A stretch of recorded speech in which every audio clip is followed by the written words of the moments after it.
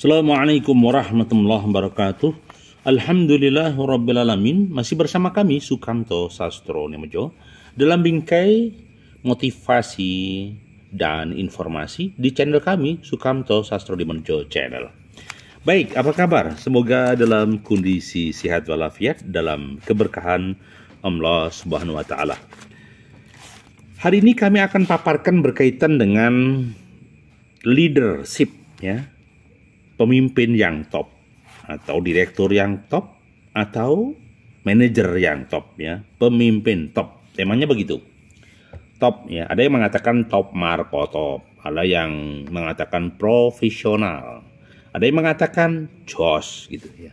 Baik, tapi prinsipnya kita ingin mencari atau mewujudkan apakah manajer kita, apakah direktur kita, apakah koordinator kita yang memegang pucuk pimpinan termasuk kriteria top.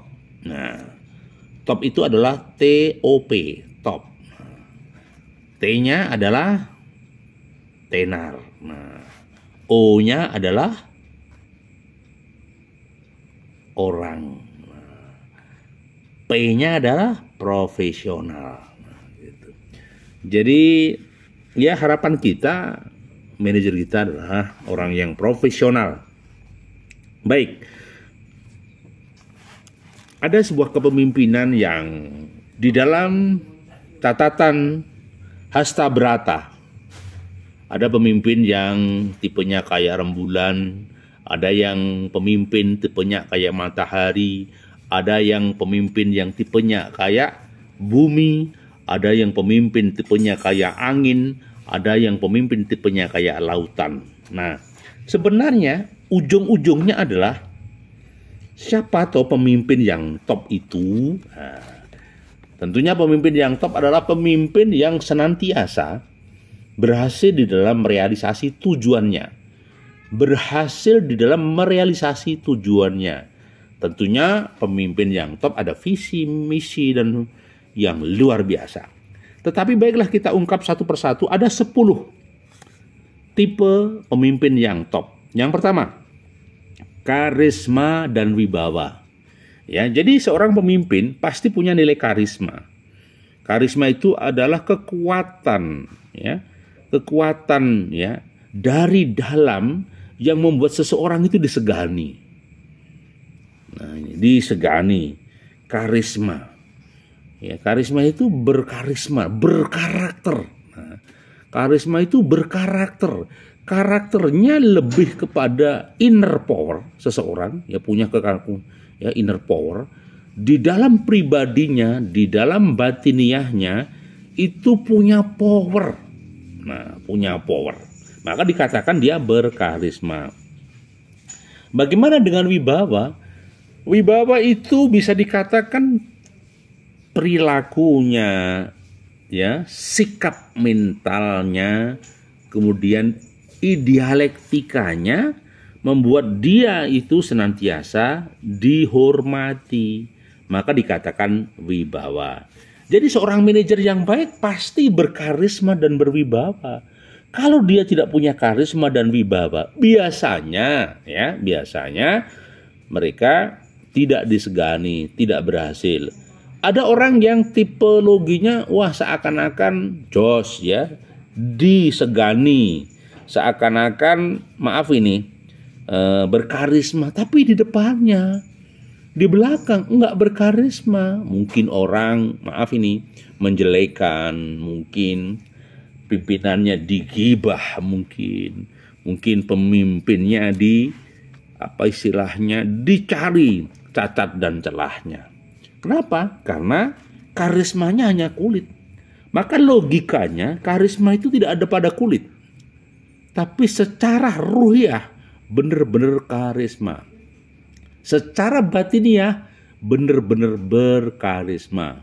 Ya, kalau seseorang tidak berkarisma luar dan dalam, bisa dipastikan orang tersebut pasti belum punya karakter yang kuat, ya.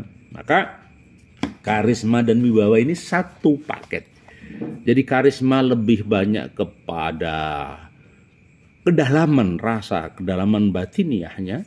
Kemudian wibawa adalah perilaku, attitude dan sikap mentalnya yang membuat seseorang disegani. Bukan karena galaknya, bukan karena garangnya, tapi memang dia punya dasar-dasar potensi kebaikan, punya dasar-dasar leadership begitu. Oke. Jadi di karisma dan wibawa. Kemudian yang kedua, seorang pemimpin ya, dia pasti punya tipologi kekuatan. Punya kekuatan, punya policy maker, punya keahlian, punya style yang menyenangkan. Maka dikatakan pemimpin tadi pasti disegani. Ya, pemimpin tadi pasti disegani karena stylenya, mungkin karena gayanya, karena kebaikannya, karena bisa juga apa yang selalu disampaikan selalu komitmen, jujur, terpercaya. Makanya dikatakan dia disegani. Disegani itu berasal dari kata segan. Segan itu sebenarnya sungkan. Ya, sungkan. Jadi dia sudah menjadi SOP tersendiri dalam karyawannya. Dia secara otomatis menjadi pengawas ya pada teman-temannya. Kenapa disegani? Iya, dia disegani. Dia juga menjadi orang yang punya pamor. Ya, punya kelas. Ya, seperti emas itu yang berkelas gitu. Sehingga dikatakan bahwa orang-orang tersebut benar-benar disegani. Tidak di belakangnya, enggak, betul, di depannya, di belakangnya. Ya, ada pimpinan dan tidak, dia disegani. Benar-benar luar biasa orang ini. Karena apa? Karena pribadinya memang baik. Ya, lisannya memang jujur. Ya. Kemudian tipe orang yang komitmen. Maka dia pasti disegani. Yang ketiga, yaitu tipe pemimpin yang jujur. Ya, karena apa? Bayangkan saja, kalau seorang figur pimpinan, manajer, mungkin kepala cabang, kalau tidak jujur, pasti dia bukan pemimpin yang baik. Karena pemimpin yang baik pasti dia akan jujur. Jujur dalam tindakan, jujur dalam lesannya, jujur dalam amanahnya, jujur dalam mengemban tugasnya, jujur di dalam menjalankan SOP yang ada. Maka tipe ini adalah tipe orang yang jujur. Baik, kemudian yang keempat. Ya, pemimpin yang top adalah orang yang bisa membangun tim, membangun super tim. Ya, orang yang hebat itu bukan seperti Tarsan. Ya, Tarsan di hutan yang bisa menyelesaikan semua masalah. Tetapi seorang leader yang baik, dia membangun tim. Maka dibangunlah super tim yang jos. Dibangunlah super tim yang kuat, yang wibawa. Sehingga bisa menjalankan perusahaan ini dengan bagus, dengan lancar. Tidak ada masalah. Karena apa? Dia telah membangun super tim. Ya, seperti kesebelasan sepak bola. Ketika super timnya kuat, maka penyerangnya kuat, backnya kuat, kipernya juga kuat, gelandangnya juga kuat. Ini super tim. Pemain sepak bola tidak mungkin seorang kapten akan menggiring bola dari belakang sampai ke depan, kemudian digolkan sendiri. Nggak bisa. Mereka harus membangun super tim dari bawah, baru meraih gol yang terjadi. Baik, yang kedua. Maksud kami yang kelima ya, tadi yang pertama karisma wibawa, yang dua disegani, yang ketiga jujur, yang keempat membangun tim, yang kelima memfungsikan kinerja. Maksudnya gimana? Jadi begini, pekerjaan itu pasti harus berjalan. Target pekerjaan harus selesai. Ya, ada beberapa kinerja yang tidak fungsi. Ada SOP tidak dijalankan, ada perintah tidak dijalankan, ada kesulitan tidak diurai. Kita berhadapan dengan karyawan yang sudah membatu karakternya. Karakter tipe karyawan yang sudah apatis. Tipe karakter yang sudah tidak lagi ada greget dan gregel. Maka ketika seseorang, tidak lagi ada greget dan gregel, bisa dipastikan bahwa pemimpin tersebut kurang baik atau tidak top. Maka pemimpin yang top harus bisa memfungsikan kinerja. Kerjanya berjalan sesuai dengan SOP, sesuai dengan aturan. Biarpun ada kebijakan dan kebijaksanaan, tetapi pemimpin ini harus memfungsikan ya alurnya, memfungsikan kinerjanya. Contoh misalnya, manajer cabang akan menyelesaikan persoalan cabangnya. Ya, kemudian bagian pabrik mungkin akan selesaikan pabriknya. Bagian gudang akan coba cek itu bagian gudangnya. Bagian mekanik akan dicek bagian mekaniknya.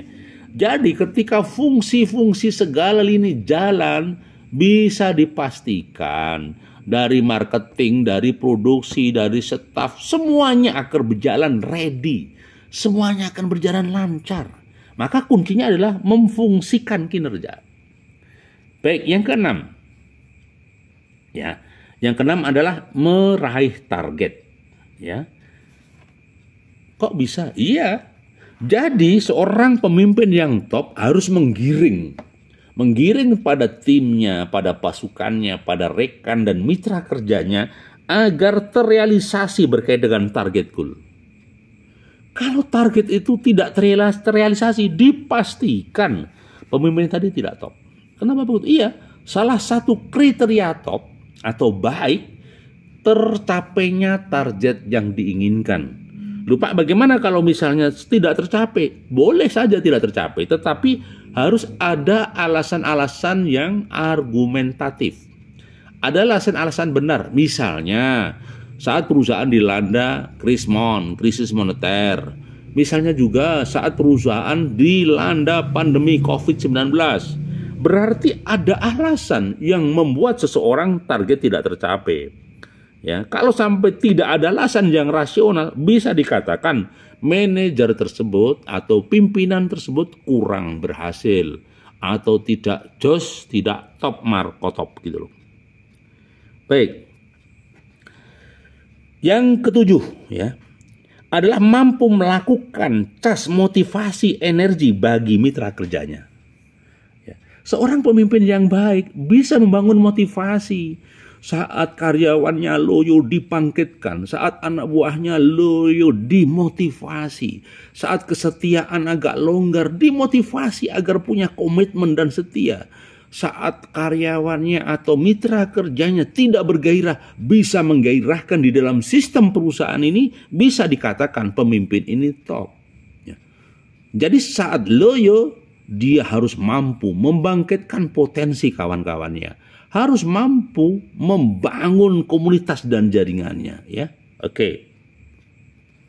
Yang kedelapan, ya, mampu memberikan keteladanan, ya. Maka istilahnya ingarso sung tulodo, ya. Di depan itu memberikan keteladanan. Seorang pemimpin ketika tidak memberikan keteladanan, perintahnya akan menguap, ya. Betul. Perintahnya tidak akan berjalan. Karena apa? Karena dia tidak menjalankan fungsinya keteladanan. Maka keteladanan itu seperti halnya ya buku pintar. Ya. Setiap keteladanan itu pasti akan menghasilkan kekuatan bagi karyawan-karyawannya. Misalnya seorang pemimpin yang disiplin berangkatnya, disiplin pekerjaannya, bisa dipastikan anak buahnya pun ikutan disiplin. Kalau pimpinannya bermasalah, tidak disiplin, kerja seenaknya, target tidak tercapai, bisa dipastikan ya tidak akan berhasil. Ya, bukan pemimpin yang top markotop begitu. Ya. Baik. Jadi kita lanjutkan yang berkaitan dengan itu. Jadi mampu memberikan teladan. Yang kesembilan, membangun motivasi. Ya, membangun motivasi. Ya, kalau motivasinya dibangun, pasti lancar. Motivasi apa? Ya motivasi kinerja, motivasi karyawannya, motivasi timnya, motivasi pekerjaan rutin, motivasi untuk meraih target. Motivasi ini sebenarnya gregel, semangat, etos kerja. yang muncul dari dalam diri sendiri. Pada titik tertentu ketika energinya sudah porak-poranda, maka seorang manajer harus mampu membangkitkan gairah dan motivasi. Bila tidak, hancur sudah. Bukan lagi top marko top. Kemudian yang terakhir adalah mendorong kinerja karyawan. Jadi pada titik tertentu kadang-kadang karyawan mungkin stagnan, mungkin ada kendala yang sangat berarti, sehingga kinerjanya lamban. Pada posisi ini maka harus dibangun kinerja yang kuat. Dalam posisi ini harus dibangun kinerja yang mumpuni. Jika tidak, hancur. Ya. Maka kinerja karyawan yang berkualitas, kinerja karyawan yang sesuai dengan SOP, kinerja karyawan yang berbasis tuntas. Jangan sampai karyawan bekerja berbasis lepas. Belum tuntas ditinggal. Juga karyawan yang bekerja berbasis sinergi. Sinergi dengan yang lain, sinergi dengan divisi lain. Kalau karyawan berbasisnya tidak sinergi, waduh, bisa akan berantakan. Karena pabrik tidak akan sinkron dengan marketing. Marketing tidak sinkron dengan produk gitu. Maka harus sinkron, berbasis, harus sinergi gitu. Itu kawan, jadi pemimpin yang top, satu adalah karisma dan wibawa. Kedua, dia disegani. Yang ketiga, jujur. Keempat, membangun tim yang solid ya. 5, memfungsikan kinerja. Ya, kemudian yang 6, meraih target ya, atau target atau goal. Kemudian 7, mampu melaksanakan energi atau cas bagi SDM. 8, mampu memberikan ya keteladanan ya. Tadi saya katakan ngarso asung tulodo ya. 9, membangun motivasi, dan ke-10, mendorong kinerja karyawan. Semoga catatan kami hari ini menjadi pemimpin yang top marko top akan semakin eksis di masa depan. Yakin bisa, pasti bisa. Masih bersama kami Sukamto Sastro di Mojo Channel. Berkenan subscribe, like, dan komen, dan juga masukannya, kemudian juga kritik dan sarannya. Terima kasih. Senantiasa sukses, senantiasa berkah manfaat. Semoga jadi amal kebaikan bagi kita bersama. Assalamualaikum warahmatullahi wabarakatuh.